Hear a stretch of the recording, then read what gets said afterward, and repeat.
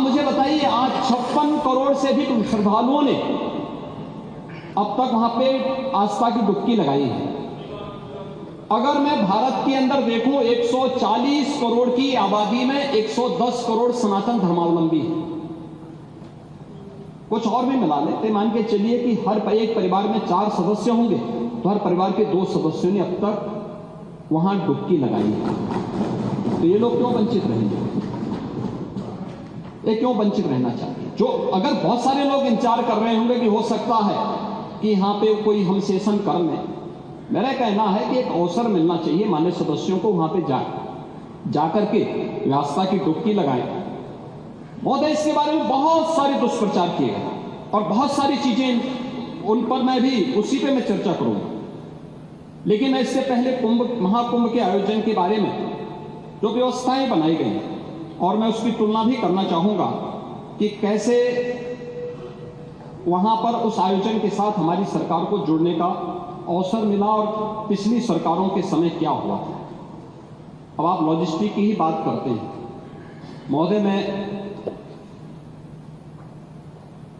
जो भी चीजें वहां कुंभ के आयोजन के साथ जुड़ी, 2013 के साथ अगर हम जोड़ें इसको, 2013 में प्रयागराज कुंभ के साथ देखें, 2013 में आयोजन था 55 दिन का, और 2025 के महाकुंभ में आयोजन है 45 दिन का। यह आयोजन की तिथि न मैं तय करता हूं, न सरकार तय करती है। यह हमारी धार्मिक व्यवस्था का एक हिस्सा है और उसके अनुसार जो मुहूर्त होंगे, उस मुहूर्त के अनुसार ये आयोजन तय होते हैं। ये पौष पूर्णिमा से और महाशिवरात्रि के बीच का आयोजन कुंभ के आयोजन के लिए होता है। यही आयोजन इस पूरी उसके साथ जुड़ता है। मेले की अवधि 55 दिन थी 2013 में, और इस बार यह अवधि है 45 दिन की। 2013 में कुल जो क्षेत्रफल था यह 1936 हेक्टेयर का था। यानी अगर हम इसको एकड़ में देखेंगे तो ये मुश्किल 5000 एकड़ का भी नहीं होता। और इस बार हम लोगों ने इसको बढ़ाया है, लगभग 10,000 एकड़ से अधिक क्षेत्रफल में महाकुंभ के आयोजन को हमारी सरकार आयोजित करेगी। 2013 में 14 सेक्टर में था, इस बार ये आयोजन है 25 सेक्टर में।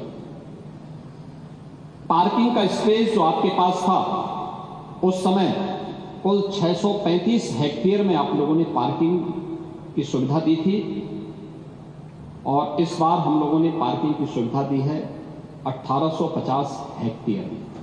केवल पार्किंग की सुविधा दी, यानी 4000 यानी 5000 एकड़ से अधिक क्षेत्रफल में केवल पार्किंग की सुविधा दी है। 2013 में प्रयागराज सिटी के अंदर हमारे पास एक अवसर होता है कि इस प्रकार के आयोजन सिटी के निश्चित डेवलपमेंट के प्लान को भी आगे बढ़ाए। आपने देखा होगा 2013 में प्रयागराज सिटी के बारे में कोई आरओबी नहीं, कोई पक्के घाट नहीं, रिवर फ्रंट के लिए कोई कार्य नहीं हुआ। लेकिन हमारी सरकार को इस सौभाग्य जाता है कि 2019 में हमने 9 आरओबी और 6 अंडरपास बनाए थे, और 2025 में हमारी सरकार ने जो पैसा वहां खर्च किया उसमें प्रयागराज सिटी के अंदर 14 फ्लाईओवर बनाए हैं, 14 नए फ्लाईओवर बनाए हैं, 9 उसमें पक्के घाट बनाए हैं, 7 रिवर फ्रंट रोड का निर्माण किया गया है। अस्थायी घाट 2013 में केवल 4 किलोमीटर का था, इस बार जो अस्थायी घाट बने हैं वह 12 किलोमीटर का बनाया गया है। शटल बसेज आप लोगों ने 2013 में एक भी नहीं चलाई थी, याद करना। ये शटल बसेज ही फ्री में श्रद्धालु जनों को कुंभ के नजदीक क्षेत्रफल में संगम के आसपास के क्षेत्र तक पहुंचाती है, एक भी नहीं थी। इस बार 550 बसेज केवल शटल बसेज हैं जो श्रद्धालु जनों को वहां तक पहुंचाने का काम कर रही है। रोडवेज की बसेज आपने 2013 में कुल 2300 खरीदी थी, इस बार हम लोगों ने 7000 बसेज केवल श्रद्धालुओं की सुविधा के लिए वहां लगाई है। बस स्टैंड आपके समय में मात्र 3 थी, हमने 7 बनाए हैं। सड़कों के चौड़ीकरण का कार्य आपके समय में मात्र 55 का हुआ था। हम लोगों का सौभाग्य है कि 19 में 125 सड़कों को 2 लेन से 4 लेन, 4 लेन को 6 लेन में, और 2025 में 200 से अधिक सड़कों को हम लोगों ने इसके साथ जोड़ा है, जो 2 लेन से 4 लेन, 4 लेन से 6 लेन बनाने का काम हुआ है। नालों की स्थिति, एक बड़ी चर्चा इसमें हो रही है, और मैं सोच रहा था कि हो सकता है कि कुछ माननीय सदस्य इसके बारे में यहाँ चर्चा भी हो सकता करेंगे, लेकिन हो सकता उनका संज्ञान नहीं आया होगा। और है जिस प्रकार का दुष्प्रचार लोग करने में लगे हैं, उत्तर प्रदेश को, महाकुंभ को, सनातन धर्म को बदनाम करने के लिए, देश को बदनाम करने के लिए जो साजिशें रचने वाले तत्व हैं, वे लगातार इस प्रकार का दुष्प्रचार करते हैं। पहले मैंने कहा ना, जो काहिरा में अग्निकांड की घटना को प्रयागराज के साथ जोड़ना, नेपाल की घटना को, झारखंड की घटना को, या वेस्ट बंगाल की घटना को, या देश के अंदर की किसी बड़ी दुर्घटना को प्रयागराज के साथ जोड़ना, इस प्रकार के लगातार वीडियो सोशल मीडिया हैंडल के माध्यम से और डिजिटल मीडिया के प्लेटफॉर्म पर भी आप देख सकते हैं। ऐसे ही जल की गुणवत्ता के बारे में भी प्रश्न खड़े करने के प्रयास हुए। याद रखना, 2013 में बायोरेमेडिएशन या जियो ट्यूब की व्यवस्था बहुत सीमित थी, और परिणाम क्या था? पूरा कुंभ अव्यवस्था, गंदगी और अराजकता का एक अड्डा हो चुका था।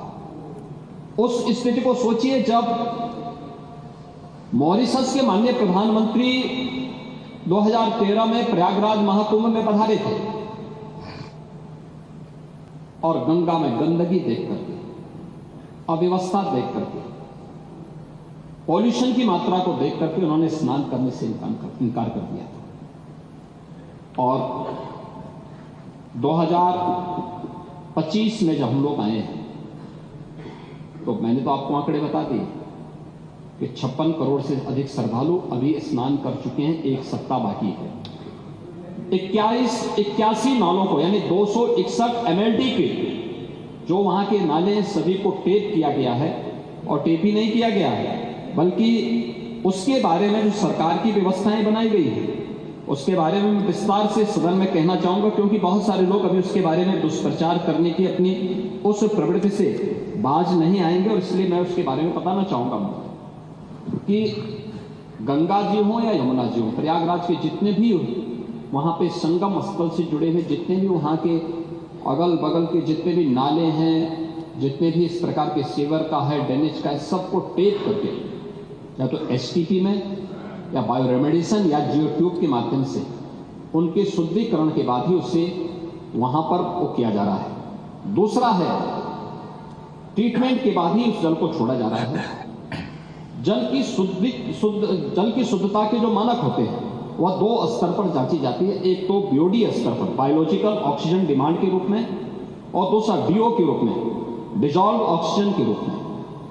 और इन दोनों के मानक निर्धारित हैं, इन दोनों के मानक निर्धारित हैं, जिसमें BOD 3 या उससे कम होना चाहिए, और DO जो डिजॉल्व ऑक्सीजन की मात्रा है वो 5 से अधिक होनी चाहिए। जल में स्नान करने के लिए जल की जो मात्रा होती है उसमें ये मात्रा इस रूप में होनी चाहिए। और मुझे बताते हुए यहाँ पर मैं आपको बताना चाहता हूँ कि उत्तर प्रदेश जो पॉल्यूशन कंट्रोल बोर्ड है वो लगातार वहाँ पे जल की मॉनिटरिंग करता है, उसकी गुणवत्ता को बनाए रखने के लिए कार्य कर रहा है।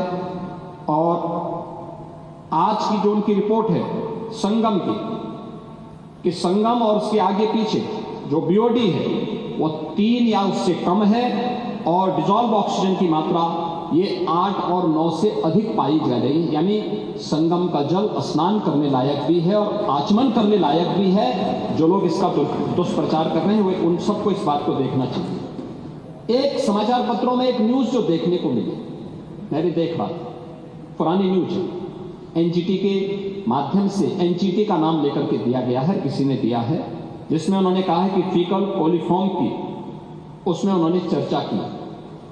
एक फीकल कोलिफॉर्म की जो मात्रा उन्होंने की है, इसमें 2500 MPM यानी मोस्ट प्रोबेबल नंबर, ये उससे उसका मापक माना गया है। इससे कम होनी चाहिए 100 ml में, 100 मिलीलीटर में।